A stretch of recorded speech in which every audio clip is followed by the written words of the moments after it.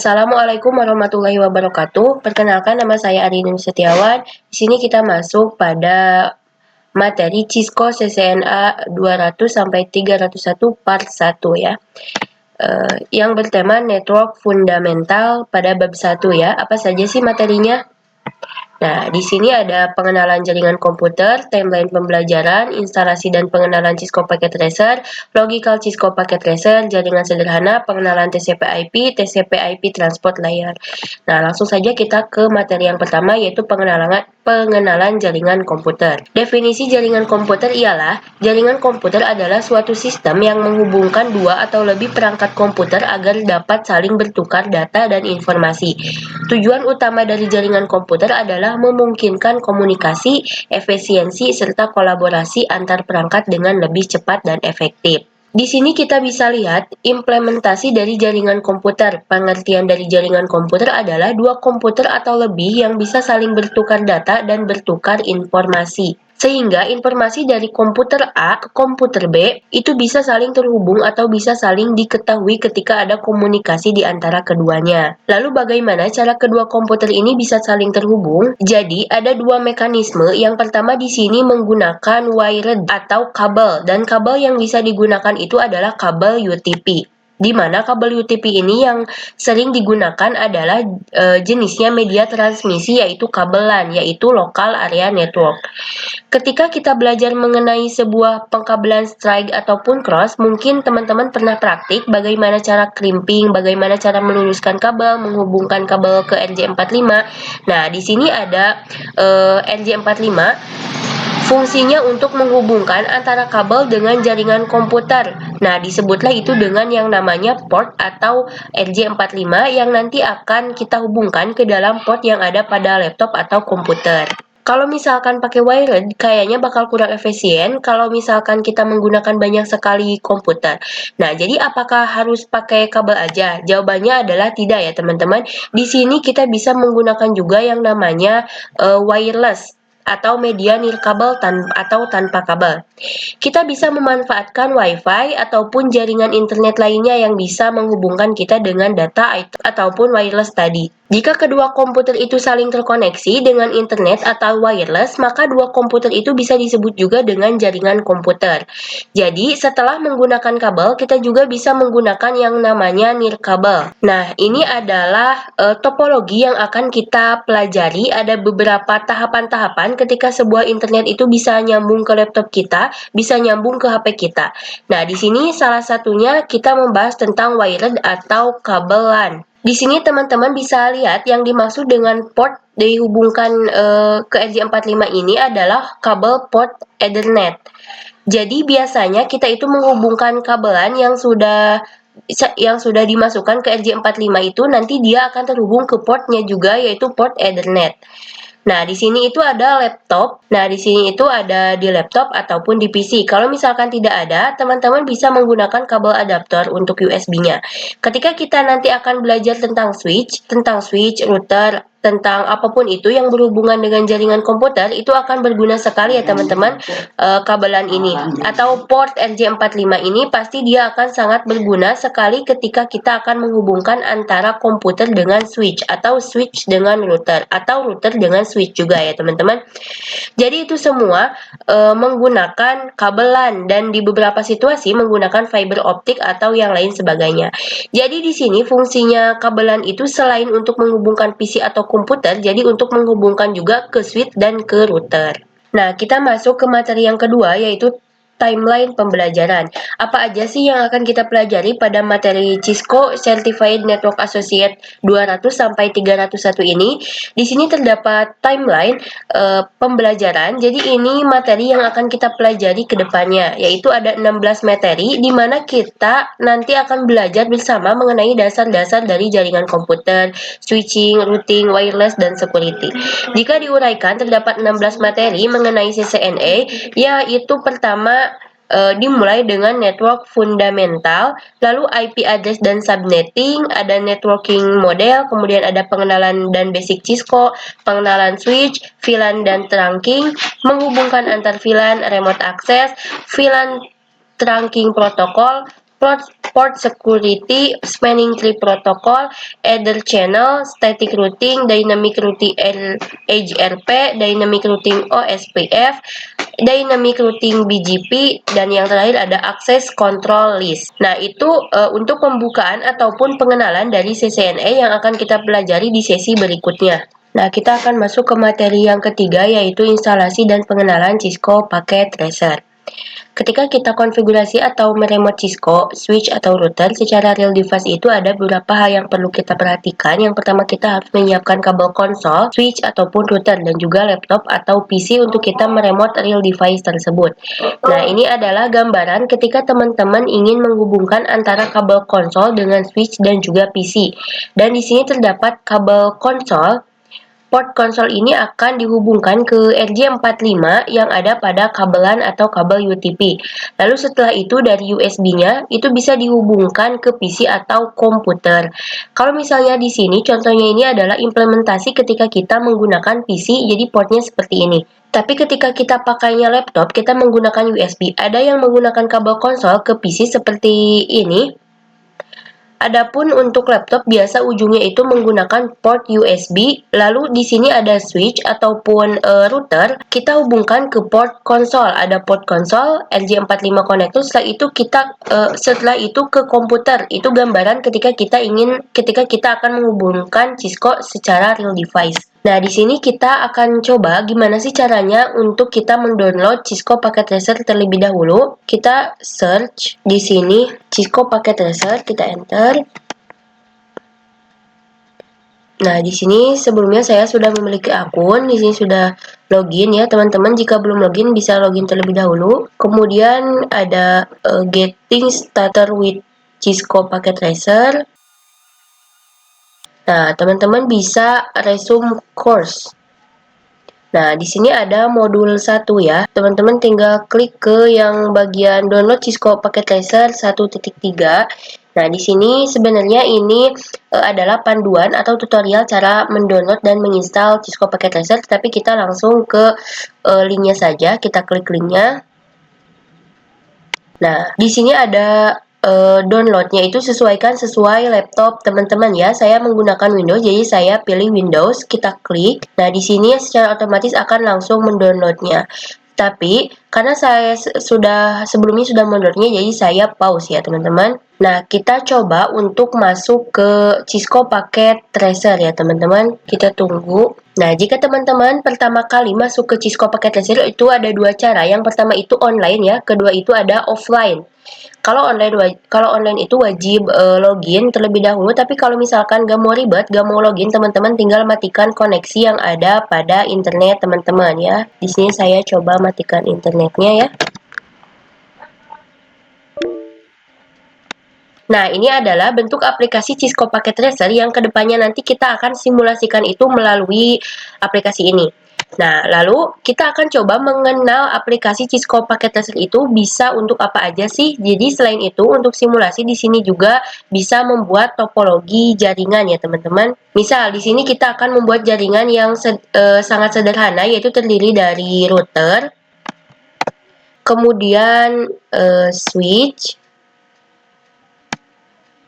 dan ada juga PC ya teman-teman. Di sini teman-teman bisa menggunakan kabel. Sebetulnya di sini ada banyak ya, ada USB, IoT, octal, serial, koaksial, fiber, crossover, strike, dan lain-lain. Tapi di sini saya bakal menggunakan kabel yang otomatis yang langsung nyambung seperti itu. Nah, ini di sini kita coba dari PC 0 ke switch, dari switch ke router. Di sini ada router, kemudian ada switch, ada hub, ada wireless device, ada security, ada WAN emulation, dan lain-lainnya teman-teman. Lalu di sini ada in-device seperti laptop, server, dan lain-lainnya teman-teman. Lalu di sini ada kabel, kemudian ada multi-user, dan lain-lain ya. Nah, di sini ada logical, ada physical. Bedanya apa? Kita coba ke mode physical. Nah, Di sini ada home city ya. Di mode physical ini teman-teman seolah-olah berada di dalam suatu jaringan yang sangat real. Tadi ada home city, ada corporate office. Nah, jadi teman-teman inilah gambaran kalau teman-teman nanti di perusahaan nanti ya akan ada wiring closet atau bisa disebut ruang server yang biasanya digunakan untuk pusat data center. Kalau di logical itu seperti ini saja ya. Kalau router itu bulat, switch itu kayak kotak, dan PC itu seperti ini ya. Tapi kalau di physical itu memang realnya ya teman-teman. Jadi ketika kita lihat di sini, router itu sebenarnya bentuknya seperti memanjang ya teman-teman. Jadi kalau di real itu router itu panjang, bukan bulat ya. Jadi ketika teman-teman setelah mencoba simulasi, teman-teman kalau mau coba konfigurasi kayak pengen real device tapi gak ada device-nya, teman-teman bisa menggunakan mode physical. Kita coba ya, sini pakai laptop. Menggunakan laptop, kabelnya seperti kabel real banget ya teman-teman. Contohnya kita akan menggunakan kabel konsol, hubungkan dari RS232 ke port konsol. Yang ini ya teman-teman. Nah, kalau secara realnya itu kita kayak gini ya teman-teman. Kita harus manual menghubungkan kabel dari fast Ethernet 1 secara manual. Seperti itu ya teman-teman. Nah, kita masuk ke logical Cisco Packet Tracer ya. Nah, kita akan berfokus pada logical seperti ini ya. Jadi ada laptop, gak ada raknya seperti ini. Lalu bagaimana sih cara kita konfigurasi di simulasi ini? Kalau di simulasi paket tracer itu kita cukup klik 2 kali di sini pada routernya. Kemudian lalu di sini ada 2 mode, ada config dan ada juga CLI ya, ada config dan juga ada CLI. Nah, CLI itu apa sih? CLI itu adalah Command Line Interface. Nah, kalau di simulasi bisa menggunakan config. Kalau misalkan teman-teman lagi gak mau ngetik misalnya ya, di sini bisa ada konfigurasi, misalnya ada konfigurasi IP configuration, ada IP address dan subnet masknya. Jadi sedikit memudahkan ya. Tapi kalau di real device-nya secara langsungnya itu kita full menggunakan CLI, menggunakan aplikasi yang namanya Putih. Jadi nanti kita akan fokuskan pada mode CLI ini. Kita tidak akan menggunakan mode config walaupun simulasi ini ada config, tapi karena di real device-nya itu tidak ada mode config, jadi kita akan full menggunakan mode CLI. Setelah itu, di sini kalau di simulasi tinggal dikonfigurasinya aja ya teman-teman. Kalau misalkan di laptop, kita masuk ke desktop, kemudian kita ke terminal, kita oke. Kalau misal melalui PC atau komputer baru, kita bisa mulai remote atau konfigurasi ya teman-teman. Nah, kita lanjut ke materi yang kelima, yaitu membuat jaringan sederhana. Di sini kita akan membuat topologi jaringan sederhana, yaitu terdiri dari satu switch, kemudian 2 PC. Di sini kita akan coba sebentar ya. Di sini kita akan coba jaringan sederhana bagaimana 2 PC ini bisa saling ping atau bisa saling berkomunikasi. Kita lihat before after, ini before-nya ya, gimana kita cara mengetahui 2 PC ini sudah saling terhubung atau belum, yaitu biasanya kalau di paket tracer menggunakan yang namanya klik pesan. Nah, kenapa ini gak bisa? Karena di sini kita perlu menggunakan yang namanya identitas. Logikanya adalah kalau misalkan kita ingin mengirim suatu barang, misal kita ingin mengirim ke teman kita, tapi kita gak tahu identitasnya siapa, namanya siapa, alamatnya di mana, dan lain-lain itu kita gak tahu. Gimana caranya tukang paket itu mengetahui bahwa paket ini adalah milik teman kita? Perlulah yang namanya identitas atau alamat. Kalau di dalam jaringan itu identitas disebutnya IP address. IP address ini adalah suatu alamat pada jaringan komputer untuk memudahkan kita mengetahui identitas yang ada pada komputer ini. Ketika kita sudah mengetahui nama lengkapnya, alamatnya, jalannya jalan mana, dan lain sebagainya, pasti nanti akan tukang paketnya pun pasti bakal mencari dan mengetahui, oh ternyata ini tuh paket untuk teman kita, misalkan paket untuk teman kita yang A misalnya ya. Sehingga kurir atau tukang paket ini tidak akan salah mengirimkan paket karena kita sudah memberikan informasi yang sangat detail mengenai beberapa identitas dan juga alamat dari teman kita. Sama halnya seperti jaringan komputer, kita juga harus memiliki identitas. Kita harus memiliki sebuah alamat jaringan untuk memudahkan komputer lain berkomunikasi dengan kita. Begitupun sebaliknya, kita memudahkan komunikasi dengan komputer lain. Contohnya, di sini kita akan memberikan IP address pada PC 1. Nah, untuk PC 2,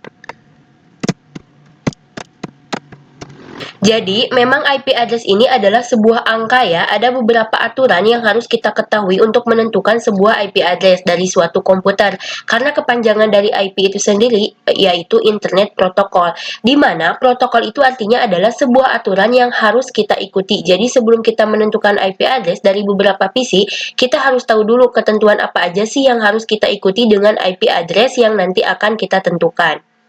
Contohnya di sini saya IP 1.1 dan PC 2 adalah 1.2. Teman-teman jangan khawatir gimana cara menentukan IP address-nya. Nanti kita akan bahas di next video. Di sini kita akan memasukkan alamat IP yaitu dengan subnet masknya 255.255.255.0. Jadi IP address itu bertuturan dengan subnet mask. Lalu kita ke PC 2. Kita isikan. Kalau sudah seperti itu, udah aja ya teman-teman. Kita bakal coba lagi ya. Nah, kalau paketnya sudah successful seperti ini, berarti tandanya kita sudah berhasil dalam konfigurasi dua jaringan komputer ini menjadi saling terkoneksi. Tapi selain menggunakan paket, kita juga bisa saling ping. Kita masuk ke PC 1, kemudian kita ke command prompt, kita coba ping. Ini PC 1 kita ping alamat IP dari PC 2. Di sini reply ya teman-teman. Kalau sudah reply seperti ini, tandanya kita sudah berhasil terhubung. Bagaimana ketika kita belum terhubung dengan komputer yang lain? Apakah masih bisa ping atau belum? Kita coba ya. Apabila kita belum terhubung dengan komputer yang lain, kita coba dengan 1.3 ini. Di mana 1.3 ini belum punya siapa-siapa ya teman-teman. Jadi kita hanya akan lihat perbedaan antara yang terhubung dengan yang tidak terhubung. Nah, kita bisa lihat di sini dari awalnya saja sudah lama ya teman-teman. Perbedaan antara komputer yang sudah terkoneksi, biasanya dia reply, tapi ketika kita tidak terhubung dengan komputer yang lain, maka di sini request timeout yang artinya RTO. Di sini kita bakal coba dari PC 2 ya.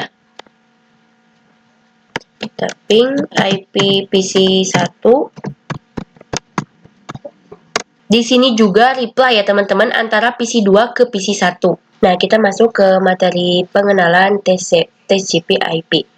Ini adalah model yang sampai saat ini masih sering digunakan di dalam perusahaan-perusahaan. Jadi dibandingkan OSI model itu yang paling banyak digunakan adalah TCP/IP ini. Lalu apa sih TCP/IP model itu? TCP/IP ini merupakan seperti updatean dari OSI model. Jadi sama saja fungsinya yaitu untuk mencari standarisasi di dunia jaringan komputer teknologi.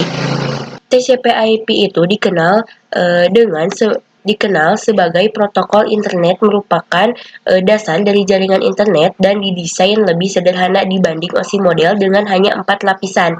Model ini dibuat oleh US Department of Defense atau DoD. Model ini menggabungkan fungsi beberapa lapisan OSI ke dalam satu lapisan yang lebih luas. TCP/IP ini seperti ringkasannya, jadi kayak menggabungkan fungsi dari beberapa lapisan model OSI menjadi satu lapisan saja. Kita akan membahas dulu cara kerja jaringan TCP/IP. TCP/IP juga bekerja dengan cara memecah data menjadi paket kecil. Cara kerja pertama yaitu memecah data menjadi paket-paket kecil sebelum ditransmisikan ke media lain yang disebut layer. Kemudian yang kedua, paket dikirimkan melalui router. Router berfungsi untuk mengirimkan sekaligus menentukan rute pengiriman paket data. Nah, setelah itu paket berhasil dikirim ke tujuan. Jika paket sudah terkirim dan sampai di alamat tujuan, selanjutnya layer TCP/IP akan menjalankan tugasnya masing-masing, mulai dari penerjemahan sinyal menjadi data hingga akhirnya disusun menjadi sebuah file utuh. Kalau kita lihat di sini ada pengirim dan penerima. paket data ini sebelum menjadi paket data yang utuh oleh penerima, dia akan melalui beberapa model tahapan dari proses networking model ini. Pertama, dia mengirim melalui router. Setelah router, baru dia akan dikirim ke penerima. Dan penerima pun gak asal diterima mentah-mentah ya teman-teman. Ada beberapa tahapan seperti kalau misalkan kita ingin masuk ke sebuah tempat atau misalkan ingin bepergian, entah itu di kereta atau di pesawat, pasti ada beberapa kayak tim ya. Yang pertama misal untuk pengecekan barang, yang kedua kita harus menjalani lagi pengecekan bagasi, yang ketiga harus pengecekan paspor dan yang lain-lain ya teman-teman. Nah, hampir sama seperti itu ya. Cara kerja dari jaringan TCP/IP ini, dia tidak menerima langsung secara mentah-mentah, tapi dia akan memfilter terlebih dahulu. TCP/IP ini ada beberapa gabungan layer dari OSI menjadi satu, ada yang 4 layer dan ada yang 5 layer. Kebanyakan menggunakan yang 5 layer, tapi untuk fungsinya itu sama saja. Kalau kita lihat perbandingannya antara OSI TCP/IP layer 4 dan TCP/IP 5 layer. Nah, kalau misalkan di OSI itu ada 7 tahapan. Jadi mulai dari physical, data link, network, transport, session, presentation, application. Tapi kalau di TCP/IP itu presentation, session, dan application itu diringkas menjadi satu. Jadi cukup hanya di application. Begitupun transport tetap transport, network di sini menjadi internet. Tetapi data link physical di sini menjadi link aja kalau di TCP/IP layer. Tapi kembali lagi yang sering digunakan ialah TCP/IP 5 layer ya teman-teman.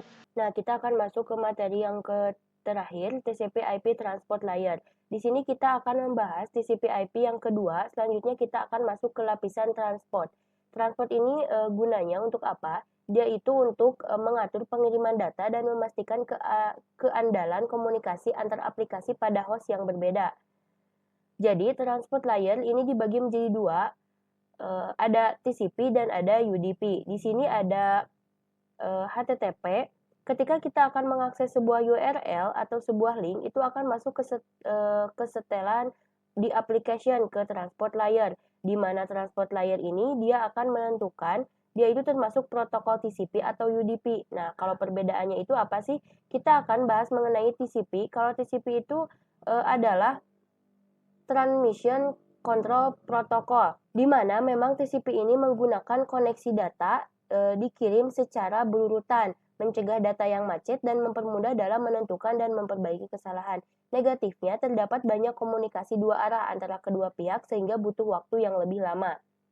Lalu ada pun yang namanya UDP. UDP adalah User Datagram Protocol, tidak berbasis koneksi, tanda pengenal atau nomor urut, tidak mengoreksi kesalahan pengiriman dan tidak peduli apabila paket hilang. Positifnya, UDP mengirimkan data jauh lebih cepat ketimbang TCP. Nah, jadi perbedaan antara TCP dan UDP itu sendiri itu adalah TCP. Kalau TCP itu menggunakan basis internet koneksi, tapi kalau UDP itu tidak menggunakan berbasis koneksi. Dan kalau TCP itu dia dikirimnya data secara berurutan sehingga mencegah data yang hilang, seperti dia itu memiliki pengecekan data. Beda hal dengan UDP. UDP itu gak mengoreksi kesalahan. Jadi kalau misalkan ada paket yang hilang, UDP itu ya udah gak peduli. Tapi kalau TCP dia lebih efisien, lebih aman karena dia memeriksa terlebih dahulu apakah datanya lengkap atau enggak. Cuman minusnya adalah jika terjadi komunikasi dua arah atau penuh, pasti membutuhkan waktu yang lebih lama. Tapi kembali lagi, kalau UDP itu karena dia tidak memeriksa, dia tidak memiliki aturan lagi, maka dia akan jauh lebih cepat. Jadi ada plus minusnya ya teman-teman di antara TCP dan UDP. TCP IP itu lebih berfokus pada fungsionalitas dan efisiensi dibandingkan dengan OSI model dengan fungsi utama, menyediakan standar komunikasi dalam jaringan dan internet, mengurangi kompleksitas dengan menggabungkan beberapa lapisan OSI, dan yang terakhir menyederhanakan protokol dengan hanya menggunakan 4 lapisan inti. Nah, mungkin untuk bab 1 ini saya cukupkan sekian. Mohon maaf apabila ada kesalahan. Terima kasih. Wassalamualaikum warahmatullahi wabarakatuh.